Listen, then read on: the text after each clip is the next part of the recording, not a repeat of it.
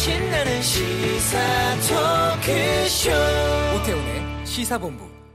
네, 매주 화요일 현안 둘러싼 여야 국회의원들의 가감없는 설전 정치화투 시간입니다. 남북 군사합의서 비준 정당성을 둘러싸고 이번 국감 기간에 상당히 뜨거웠던 상임입니다. 오늘 국회 국방위 소속 여야 간사 의원과 함께하겠습니다. 더불어민주당의 민홍철 의원, 자유한국당의 백승주 의원 두 분 나오셨습니다. 어서 오십시오. 예, 반갑습니다. 민홍철 의원입니다. 예, 반갑습니다. 경상북도 구미의 자유한국당 백승주 의원입니다. 네, 먼저 더불어민주당 현역 의원 중에 유일한 장군 출신이시고 저희 시사본부에 처음 출연하신 민홍철 의원께서 좀 청취자분들께 인사 말씀해 주시죠. 예, 정치화투 청취자 여러분 반갑습니다.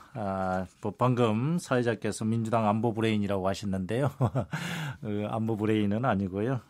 군에서 한 25년간 근무했다는 것 때문에 말씀하신 것 같습니다. 이 프로에 출연해서 청취자 여러분들과 만나게 돼서 반갑습니다. 예, 고맙습니다. 예, 오늘 좋은 말씀 부탁드리겠습니다. 예, 감사합니다. 백승주 의원께서는 항상 고정으로 많이 저희 시사본부에 와주셨는데 지난 박정희 전 대통령 생가에서 치러진 39주기 추모식에 얼굴을 뵀던 걸로 제가 봤어요, 사진으로. 예. 분위기 어땠는지 좀 전해주세요. 제가 박정희 대통령 생가를 지역구로 두고 있습니다. 구미. 예. 구미 중에서 이제 지역구가 두 개인데 각 지역구로 해서 생가가 있는 지역구에서 또 매년 박정희 대통령 추도식에 참가를 해왔습니다. 네.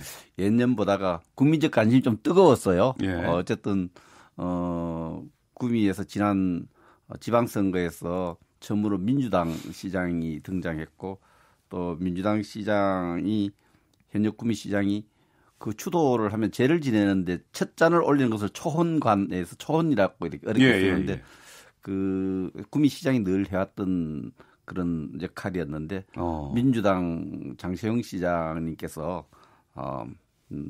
그 정치적인 어떤 이유로 참가를 안 했어. 관심이 뜨거웠어요. 그러나 그 추도식에 참가한 분들은 오히려 그것이 뉴스가 많이 되니까 네. 걱정이 돼서 그런지 지난해에 비교해서는 상당히 많이 오셨습니다. 어쨌든 구미시가 좀 단합된 모습 못 보이도록 국민이 좀 걱정을 드린 부분에 대해서 그 지역 국회의원으로서 시민들께도 죄송하고 국민들께도 죄송하고 박정희 대통령께도 죄송한 분위기였습니다. 알겠습니다. 자, 국정감사 얘기로 좀 들어가 보겠습니다. 국회 국방위에서는 아무래도 이번에 그 평양 공동선언과 남북 군사합의서의 국무회의 비준에 대해서 여야 간의 논쟁이 좀 뜨거웠는데 먼저 민주당은 합법적인 절차다 이런 입장이신 거죠? 네, 그렇죠. 예, 말씀해 주시죠. 사실 이게 이제 4.27 판문점 선언의 이행 성격이 있고요. 또 별도로 9월 19일 날 평양 정상회담에서 합의한 평양 선언과 또 그 평양 선언의 부속 합의서 성격인 남북 군사 합의서를 비준을 했습니다. 그래서 이제 남북 관계는 특수한 관계로서 그 기본적인 어떤 관계를 설정하고 있는 법이 남북관계 발전법입니다. 네. 그 법의 법률에 다 규정이 돼 있고요. 이게 이제 2005년도 12월 달에 이제 제정이 됐고 그 이후에 이제 남북관계의 어떤 문서상의 합의 이것은 그 법에 의해서 규율을 한다고 지금 규정이 돼 있어요.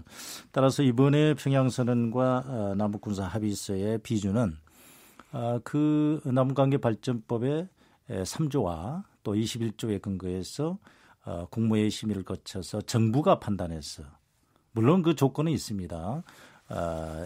그 중대한 재정적 부담을 국가나 국민에게 지우는 경우하고 후속 조치로서 입법이 필요할 경우 그 두 가지를 판단해서 이제 정부가 법제처 심사를 거쳐서 이제 판단하게 됐는데 이번에 평양선언과 남북군사합의서는 법제처의 심사 결과 남북관계 발전법에 의해서 그 대통령이 비준할 수 있다.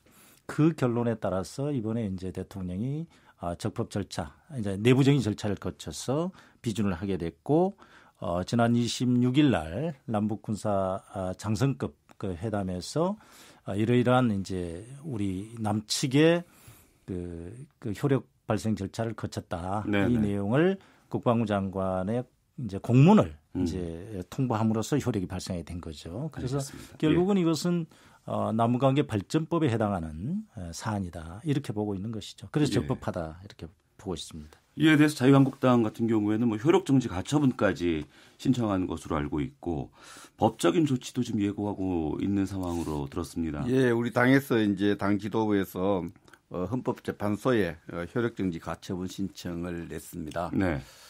그렇게 낸 어떤 법적인 근거는 이 사안의 절차적인 문제에서 이제 두 가지를 보고 있는 거죠.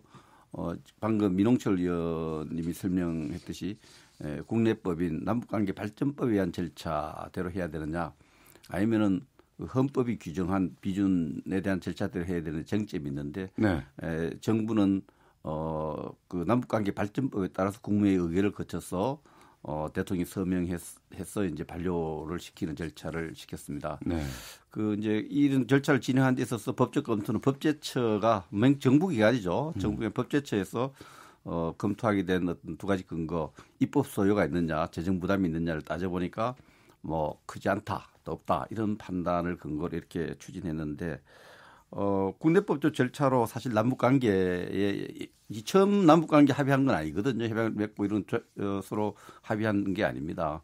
뭐 가깝게 2015년에도 군사 당국자 간에 합의한 적도 있고요. 네. 7.4 공동성명서도 굉장히 많은데 그때마다 이렇게 비준을 거친 경우도 있고 안 거친 경우도 있고, 그런데 이번에 왜 이렇게 문제가 됐느냐를 이렇게 따져보면은 얼마 전에 판문점 선언을 국회 비준 동의를 현 문재인 정부가 요청을 했습니다. 문재인 정부가 요청할 때는 국회 비준이 필요하다고 판단해서 요청을 했거든요. 네. 헌법적 근거를 들었습니다. 재정적 부담이라든지 국가 안보에 중요한 영향을 미치는 이런 부분에 대해서 헌법적 절차에 따라서 비준을 동의해놓고 비준에 대해서 국회의 어떤 입장 정리를 기다리지 않고 국회가 시간을 끄니까 우회해서 저는 편법이라는 표현을 씁니다. 우회해서 이렇게 국내법이다 이렇게 우기면서 이제 이렇게 했는데, 분명히 이제 헌법을 적용하느냐 또 국내법을 적용하다 남북관계 발전법 세상에 두 가지의 그 입법 소요 또 재정 소요를 제대로 따졌느냐 이런 문제를 갖고 유연적 요소가 분명히 있다 판단을 하고 뭐 법인이나 개인이나 효력정지 가처분 신청을 할 수 있는 부분입니다. 헌법재판소의 판단을 한번 기다려 보자. 그래서 그 유연적 요소, 특히 헌법 요소에 대한 충돌 부분, 이게 안보에 굉장히 영향을 크게 미치기 때문에 그 부분에 대해서 법적 조치를 저희들 취했습니다. 알겠습니다. 남북 군사 합의서 비준과 관련해서 이제 국회 내 전문가 두 분과 함께 정치화투 이어가고 있습니다. 더불어민주당의 민홍철 의원, 자유한국당 백승주 의원과 함께하고 있는데요. 청취자분들께서 의견 있으시면 보내주시길 부탁드리겠습니다. 샵 9730 50원 정보 이용료가 있죠. 콩 게시판은 무료가 되니까 단문은 50원, 장문은 100원에 이용료 있다는 것 알려드리겠습니다. 좀 본격적으로 먼저 좀 여쭤보도록 하겠습니다. 이번 남북군사 합의서에 대해서 구체적으로 무엇이 문제인지 백승주 의원께서 먼저 좀 말씀해 주시죠. 네, 저는 평생 이 분야를 이렇게 연구를 해왔고 많은 합의문을 따져왔습니다. 이번 남북군사 합의서도 제가 다른 사람들만큼 정독도 여러 차례 읽어봤는데, 제가 판단할 때 가장 좀 걱정되는 요소가 네. 군사 주권이 손상될 부분이 있다는 부분입니다. 그게 협의의 대상으로서 대규모 군사 훈련과 해상 봉쇄, 이건 북한이 가장 싫어하는 거죠. 해상 봉쇄라든지 군사력 증강, 무력 증강이라는 용어를 썼습니다만, 이런 중요한 군사 주권에 대한 사항을 남북한 군사 공동위원회, 그렇게 차관급이 참가한 군사 공동위에서 의논하기로 한 부분인데, 뭐 협의의 어떤 결과도 이렇게 뭐 예단할 필요 없지만 적어도 우리가 군사 훈련 부분, 군사력 증강 부분, 대외 군사 주권에 대한 해상 봉쇄 이런 부분을 북한과 협의를 해야 되는 이래 운영되면은 네. 그런 부분은 군사 주권을 손상시켰다는 부분이 들고, 또 서해 완충 구역에 대한 문제도 거리에 있어서 상당히 비대칭적입니다. 북한 쪽으로 간 거리보다 우리가 뭐 처음에 40km 했는데 나중에 따져보니까 50대 85km 이렇게 차이가 나는 부분. 또 북한이 핵을 가졌지 않습니까? 절대 우위의 군사력을 갖고 있는 겁니다. 핵을 가진 국가와 핵을 가지고 있지 않은 국가 사이에. 이럴 때 우리가 당연히 우리가 핵으로 보완하지 않으면 재래식 전력을 좀 우시한 경제력으로 건설해야 돼. 이런 노력들이 할 수 없도록 돼 있는 거죠. 그리고 이제 이 여러 가지 군축 노력들을 감시할 수 있는 감시 능력에 상당히 제한을 주는 이런 조치들이 좀 많이 걱정된다 이렇게 저희 판단하고 있습니다. 네, 민홍철 의원께서는 여기에 대해서 어떤 입장이십니까? 먼저 아까 말씀하신 4.27 판문점 선언과 평양 선언에 대해서 이제 여러 가지 말씀을 주셨는데요. 제가 이제 다시 되묻고 싶어요. 그런 말씀이라면 이제 4.27 판문점 선언은 정부가 이제 국회 비준 동의를 요청을 해놓은 상태인데 비준할 필요가 없다. 그래서 비준을 좀 거부했거든요. 그런데 지금 와서는 또 거꾸로 평양선언과 남북군사합의서는 또 헌법에다 비준을 해라. 어느 장단에 발 맞춰야 되느냐 이거죠. 그래서 논리의 일관성도 없고요. 더군다나 남북관계는 매우 중요한 정치적인 문제입니다. 그런데 이런 정치적으로 해결해야 될 문제를 가처분 신청, 효력 가처분 신청을 하면서 사법적인 문제로 들고 가고 있는 것은 정치를 포기하고 정치를 능력 없이 이렇게 하는 거죠. 그래서 이게 문제다. 저는 그렇게 보고요. 특히 남북관계일수록 우리가 특수한 관계 입장에서 별도로 법률 체계를 정해놓고 해서 정치적으로 해결하라. 그게 아마 큰 목적이라고 생각합니다. 네. 예, 독일도 그랬고요. 독일도 예를 보면은 브란트의 그 동방 정책을 뒤이어서 있었던 그 정권들이 다 이어받아서 통일로 갔지 않습니까? 그런 역사적인 교훈도 있다. 저는 먼저 그걸 말씀드리고요. 아까 말씀하신 이제 여러 가지 군사 합의서의 문제점들에 대해서 말씀을 해 주셨는데 뭐 그렇게 보는 일면도 저도 뭐 어느 정도는 인정을 합니다. 그러나 큰 틀에서 헌법 4조에 의한 우리 남북은 통일을 지향하는 그 역할을 해줘야 됩니다. 그런 차원에서 남북 상호 간의 군사적 충돌을 방지하기 위한 여러 가지 노력이다. 그리고 특히 군사력 증강의 문제라든지 해상봉쇄 이런 문제, 물론 군사주권을 제약한다고 말씀을 주셨는데 이게 지금 현재 확정이 된 게 아닙니다. 앞으로의 남북관계에 있어서의 공동군사위원회를 만들어서 거기서 상호주의 입장에서 쌍방간의 서로 간의 충돌을 방지하기 위한 그런 절차를 거쳐가겠다라는 내용이거든요. 그리고 완충구역의 문제는 그동안에 물론 의도적으로 북측이 많이 도발을 했죠. 그럼 어찌됐든 간에 그런 충돌을 방지하기 위한 우리가 조치를 좀 취해나가자. 그런 차원에서 이번에 이제 합의를 한 상태고요. 또 그 문제도 완충구역에 있어서도 상호주의입니다. 물론 면적은 여러 가지 기술적인 이유 때문에 다소 거리가 남쪽으로 더 많이 내려왔다고들 하지만 그러나 그 목적이 굉장히 중요하다. 그 충돌의 바다에서 평화의 바다로 만들기 위한 남북의 의지가 반영이 돼 있고 그 측면에서 특히 거꾸로 말씀드리면은 북측의 내륙에 있는 그 황해남도에 있는 그 해안포 이런 부분에 대해서도 포문에 그 마개를 하도록 하고 훈련을 못하게 지금 합의를 한 상태거든요. 그래서 이것을 뭐 기계적으로 거리가 많이 들어갔다 이런 걸 논하는 것보다는 실질적인 무력 충돌의 우발적인 충돌 또는 무력 충돌의 어떤 방지를 위한 목적이 어떻게 달성되느냐. 이게 굉장히 중요하다. 저는 그렇게 봅니다. 통일을 위한 다양한 노력이고 여러 가지 상호주의에 입각해서 이것들을 다 진취적으로 앞으로 계획하고 이행해 나갈 것인데 왜 이렇게 수치에 집중하느냐 이렇게 얘기를 하시는데 말씀해 주시죠. 예, 그 의도가 뭐 그렇게 그 새로운 시대를 만들고 평화의 시대를 만들겠다는 그 의도가 있지만 그 절차 또 내용이 굉장히 중요합니다. 그런 측면에서 이 군사 합의서는 만들어가는 과정에서도 많은 군사 전문가 또 군수 내부와 어떤 의논 절차가 필요하고 또 뭐 잠깐 기술적 어려움이 있겠지만 국가 지도자들하고도 좀 의논해야 되는 부분이 있는데 지금 보면 그런 의논 절차가 좀 생략되어 있는 부분이 많아요. 좀 일방적이고요. 또 이게 북한과 합의가 처음이 아니에요. 2015년에도 우리가 군사 합의를 굉장히 중요한 합의를 합니다. 목함지대 사건이 났을 때도 저희들이 2015년에 그때 무박으로 뭐 40몇 시간을 회의해서 합의를 해서 6가지를 합의를 합니다. 그 6가지 합의를 북한이 잘 지켰느냐.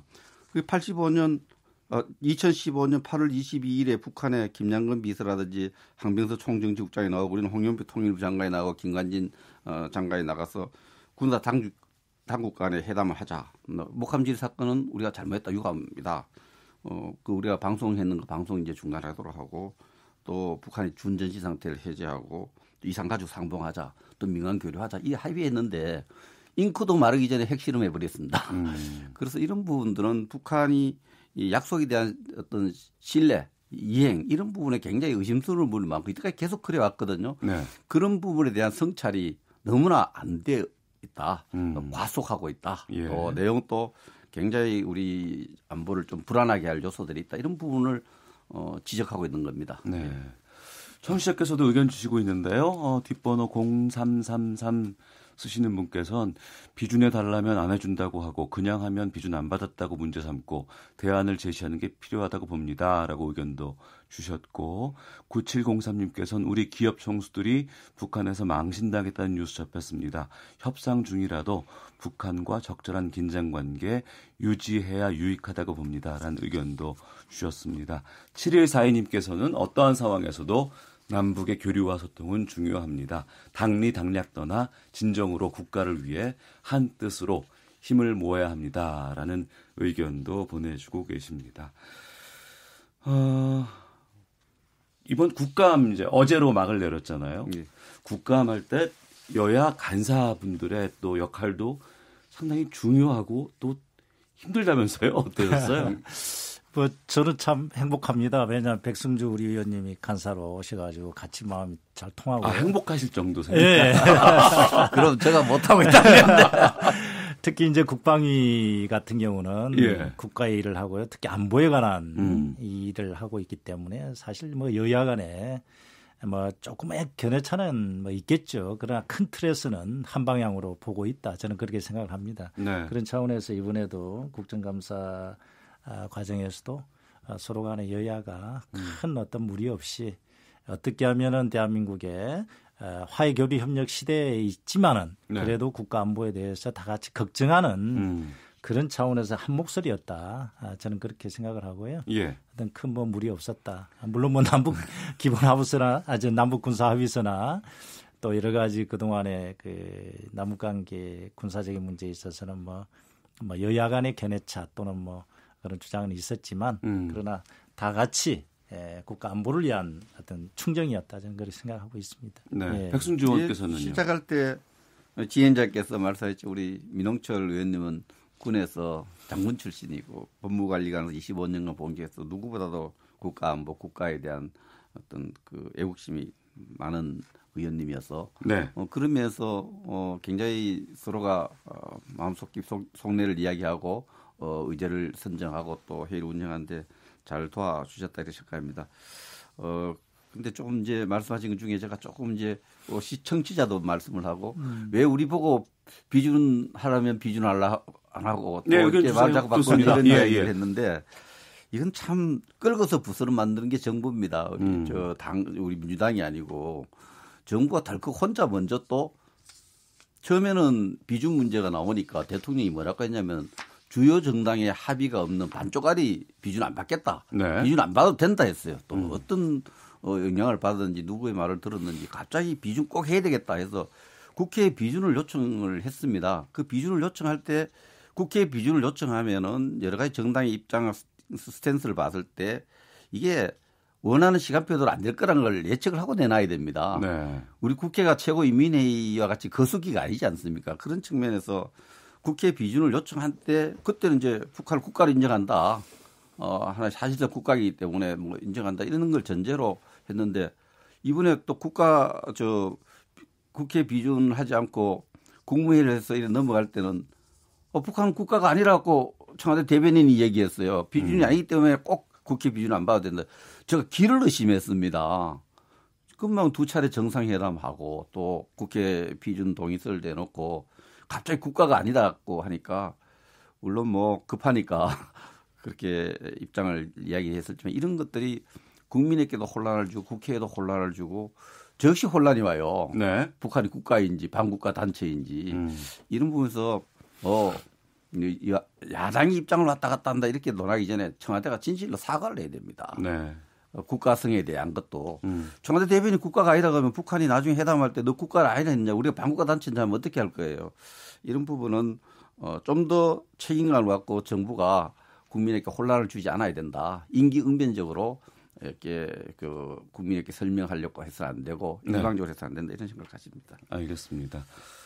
민홍철 의원께서는 이 부분에 네네 대해서 그 부분에 대해서도 제가 할 말씀이 많죠. 사실은 그 동안에 이제 우리가 1974년도에 72년도에 7.4남북 공동성명을 비롯해서 그동안 많은 남북 간의 합의서가 작성이 됐습니다. 물론 아까 백승주 의원님께서도 말씀하셨듯이 과연 그러면은 그 합의서를 누가 안 지켰느냐. 사실 물론 북한이 안 지켰죠. 안 지켜왔고 그건 뭐 다 공개의 사실이라고 생각합니다. 그래서 이번에는 이제 점점 더 구체화되고 더 실행할 수 있는 그런 합의서가 계속 이제 작성이 돼 왔거든요. 네. 그래서 이번에 문재인 정권에서 정부에 들어와서 이제 4.27 판문점 선언과 평양선언 군사합의서가 이제 작성이 됐는데 그래서 더욱더 정부에서는 이것을 여야가 합치돼서 국회에서 비준을 해주면 정말 남쪽에서만큼은 하나의 일치 단결된 뜻을 갖고 실행을 한 의지가 있다. 그럼 북한도 당연히 따라올 것이 아니냐 그런 측면이 있었다고 저는 보고요. 예. 또 이제 한 가지 내용상으로도 말씀드리면 특히 이제 군사 합의서 같은 경우 이명박 정부나 박근혜 정부 때도 합참에서 국방부에서 계획을 하고 있었던 겁니다. 네. 이번에 남북 군사 합의서에 나와 있는 그런 여러 가지 완충 지역의 문제라든지 비무장지대의 비무장화라든지 뭐 이런 부분에 대해서 상당히 아주 구체적인 계획도 있었고요. 그래서 내용이 거의 대동소이합니다. 이거를 갖다가 문재인 정부가 이제 남북 관계에서 합의를 해서 시행을 하겠다고 하는데 네. 그 시비를 거는 것은 오히려 또 그때는 맞고 지금 틀리다 이런 논리가 아닌가. 그래서 좀 안타깝다. 그래서 이제는 정말 미래지향적이고 평화 전환기 시대에서 남북 관계를 어떻게 해나갈 것이냐 정말 여야가 힘을 합치시면 하는 그런 어떤 생각이 앞선다는 것이죠. 알겠습니다. 이 백승주 의원님. 그 앞에 정부 이명박 정부의 대북 정책이 북한이 비핵화 하면은 개방시켜서 국민소 3천 달러 받는다. 비핵 개방 3천. 박근혜 정부는 한반도 신뢰를 축제가 신뢰 프로세스였습니다. 현 정부에 있는 평화 프로세스나 큰 틀에서 우리 보수 정당이나 우리 국민 모두가 평화의 단계를 거쳐서 통일되기를 바라지 않는 정당도 없고 국민도 없습니다. 그러나 문제는 그 전제 조건입니다. 앞에 비상 계획도 있었던 것도 맞습니다. 비상 계획도 다 있었는데 전제 조건이 비핵화, 북한이 이미 핵을 갖고 있는 핵을 폐기하는 이런 의지는 확인했다고 우리 정부 이제 말씀하시죠. 그런데 이행 의지를 좀 더 이행하는 모습을 확인한 이후에 가야 된다는 것이 저희들의 입장입니다. 이런 입장을 오히려 정부가 경청하고 귀 기울여서 들으면서 가야 된다 이렇게 생각을 합니다. 왜냐하면 불과 2년 전에 큼직한 약속을 6가지를 해놓고 군사의 분야 약속을 하나도 안 지켜요. 네. 그런 부분을 우리가 말씀드리는 겁니다. 알겠습니다. 청취자께서 계속 의견 보내주고 계시는데 6362님께서는 지난 10년간 망쳐놓은 남북관계를 어려운 국제정세 속에서 어렵사리 해결해 왔는데 협조는 못할 망정 방해는 안 해야지요 라는 의견도 주셨고 4867님께서는 정부나 민주당은 목적을 위해선 삼권 분립조차 무시하고 우선 저지르고 합리화시키며 시간을 소모하다 결국은 관철시키는 모양새 옳지 않다고 생각합니다. 라는 의견도 주셨습니다. 자, KBS 1라디오 오태훈의 시사본부 국회 국방위 소속 간사인 더불어민주당 민홍철 의원, 자유한국당 백승주 의원과 함께 정치화투 진행하고 있습니다. 잠시 쉬었다가 계속 이어가도록 하겠습니다. 네, 정치화투 더불어민주당 민홍철 의원, 자유한국당 백승주 의원과 함께하고 있습니다. 이제 여야는 11월 1일 정부의 예산안 시정연설 시적으로 예산 전국에 들어서게 됩니다. 향후 예산안 심사 관련해서 여야 입장도 듣겠습니다. 한 번씩 시간을 드릴 테니까요. 먼저 백승주 의원께서. 예, 그 정치자 문자 매치 제가 이렇게 방송을 보고 있는데요. 예.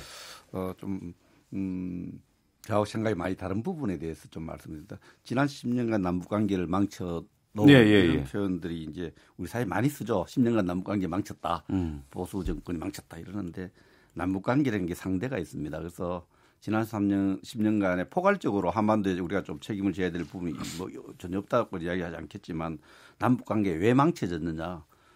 북한이 계속 도발하고 연평도 포격하고 천안함 폭침시키고 또 핵실험 계속하고 해서 남북관계가 이렇게 망가졌다. 네. 그런 생각을 갖고 있고요. 앞에 박근혜 정부 때도 사실 정부 인수위원회 기간 동안에 북한이 핵실험했습니다. 그래서 그 뒤에 그 남북관계를 한번 신뢰 프로세스 정책이 잘 안 되었던 부분이 있어서 자꾸 보수 정권 때문에 남북관계가 망가졌다. 이런 것을 한번 더 생각해 봐야 되고 저는 동의하지 않는다는 말씀을 드리고요. 네. 그 예산과 관련해서 우리 예결위원회 민홍철 의원님이 이제 활동을 잘 해주실 겁니다만 저는 저희들 당의 입장은 오늘 아침 간사들 간에 모여서 이제 당의 입장은 기본적으로 좀 장기적이고 안정적인 일자리를 확보하는 예산을 좀 많이 만들어 가자. 예. SOC 사회 간접 시설 이런 데 대한 투자를 늘려서 하나 일자리를 좀 확보해 가자는 이런 입장을 제공하고 있었습니다. 하려면은 약간의 그 파퓰리즘적인 복지 예산을 좀 과감하게 군사를 드러내 갖고 그 예산을 좀 확보를 해서 SOC 예산을 최대한 확보해서 좀 안정적인 일자리를 만드는 이 경기 침체의 터널을 복지 예산보다는 SOC 예산 쪽으로. 그렇습니다. 복지 예산을 알겠습니다. 또 복지 예산 중에도 뭐 당연히 해야 될 복지 예산 말고 또 불효불급한 예산을 좀 복지 예산 중에서 안정적인 일자리를 만드는 그런 SOC 예산을 많이 확보하자 이런 입장으로 저희들 갖고 있습니다. 알겠습니다. 여기에 대해서 민홍철 의원께서는 저희들도 뭐 이제 한 1년 그 문재인 정부 1년 됐습니다만은 일자리, 민생, 경제 활성화 여기에 역점을 둔 아마 내년 예산이 아마 470조 5천억 정도 되는데요. 그 부분에 대해서 집중적으로 저희들이 이제 편성을 하고 또 만들어갈 그런 계획이고요. 물론 아까 우리 백승주 의원님께서 말씀하셨듯이 이제 복지 예산이 과다한 거 아니냐 이 말씀을 하셨는데 아직도 복지 사각지대가 많이 있다. 그래서 이제 촘촘한 복지 지원 체계를 한번 살펴보고요. 물론 뭐 누수된 부분이 굉장히 많이 있습니다. 그래서 누수되지 않도록 하면서도 그래도 복지 사각지대에 대해서는 아직도 살펴봐야 된다. 그런 말씀을 드리고요. 제가 이왕에 이제 말씀드릴 것 같으면 이번에 이제 예산 심의만큼은 네. 정말 우리가 여야가 머리를 맞대고 내년에 나라 살림살이 또 서민들의 생활 또 경제 활성화 또 일자리 창출 여기에 대해서 같이 머리를 좀 맞댔으면 하는 그런 바람입니다. 알겠습니다. 네. 자, 오태훈의 시사본부 함께하고 계시는데요. 지난주였습니다. 인터넷 포털 기사를 도배한 저희 시사본부 인터뷰가 있었습니다. K9 자주포 폭발 사고의 피해자인 예비역 병장 이찬호 씨 관련한 기사였는데 포털 사이트 기준 140번 넘게 읽혔고 7,000개가 넘는 댓글이 달렸습니다. 이 K9 자주포 폭발 사건 인터뷰 보셨죠, 백승주 의원님? 예, 봤습니다. 예. 어떠셨어요? 예, 조금 전에 제가 2017년 8월 목함질에 이야기했는데 27년 그 당시에 또 군의 불행한 사건이 K9 자주포 안에서 이제 7명이 그 포를 발사하다가 사상자가 났고 3명이 돌아가시고 예. 4분이 이제 큰 부상을 입었는데 그 부상을 입은 분 중에 한 분이 이찬호 병장이죠. 예. 이분이 이제 그 상체 그 부상을 치료하는 과정에서 겪게 되는 여러 가지 고통들, 네. 또 국가에 대한 섭섭함, 군의 지원에 대한 섭섭함 이런 부분, 또 정말 모진 생각까지 하게 되는 그런 인터뷰 기사를 봤습니다. 정말 국방 분야에 종사해온 사람으로서 이런 마음을 들게 했다는 자체가 모든 걸 떠나서 송구한 마음이 들었습니다. 이 제도로서 좀 더 국가 능력과 국가 역량을 고려한다면 저 섭섭한 마음은 안 들도록 국가가 해줄 수 있는 그런 행편이 되었는데 하는 생각이 드는데 좀 더 자식이 한 제대하고 또 6개월까지는 국가가 완전히 치료를 책임지다가 6개월 지나니까 개인적으로 부담해야 될 절비가 너무 많다는 부분이 있고 또 이중배상이라 해서 경찰, 군인 또 뭐 이렇게 이런 직에 종사하는 분들은 그 국가로부터 받는 그 하나의 그 보훈 성금 또 연금 이외에는 또 국가에게 배상을 청구할 수 없다는 그 배상 금지, 이중 배상 금지 이런 법 때문에 고통을 받고 있다. 네. 그래서 이런 부분에 대한 근데 어쨌든 제가 국방위원회에 있기 때문에 민홍철 강사님하고 의원이 제도를 우선 보완하고 또 이찬호 병장의 마음을 좀 더 국가에 대한 소송을 조금 줄여가는데 제가 좀 더 열심히 노력해 보겠습니다. 예, 많은 국민들이 분노하는 지점은 이건 것 같아요. 국가의 부름을 받고 젊은 나이에 청년이 가고 거기서 열심히 일을 수행하다가 사고가 났는데 이 피해를 국가가 끝까지 책임져줬으면 좋겠다라는 마음이거든요. 근데 특히 지금 문제가 되는 게 이제 이중배상 금지 조항이 아닌가 싶기도 한데 여기에 대해서 좀 민홍철 의원께서도 좀 말씀해 주시죠. 예, 그래서 참 저도 군생활 25년 하는 과정에서 이런 모습들 많이 봤습니다. 참 안타깝죠. 그래서 어제도 제가 국감장에서도 이 문제에 대해서 좀 국방부에다가 좀 추궁을 해봤습니다. 예. 그래서 이제 검토를 하겠다라는 답변을 얻었습니다만은 사실 그 이중배상의 문제가 아까 우리 백승주 위원께서도 말씀 주셨듯이 뭐 경찰이나 군인, 뭐 이런 소방관 이런 부분에 대해서 이제 돼 있는데 이게 사실 1972년 유신헌법 이전에는 국가배상법으로 돼 있었어요. 이중배상의 금지 원칙에서 제외하는 걸로 돼 있었는데 네.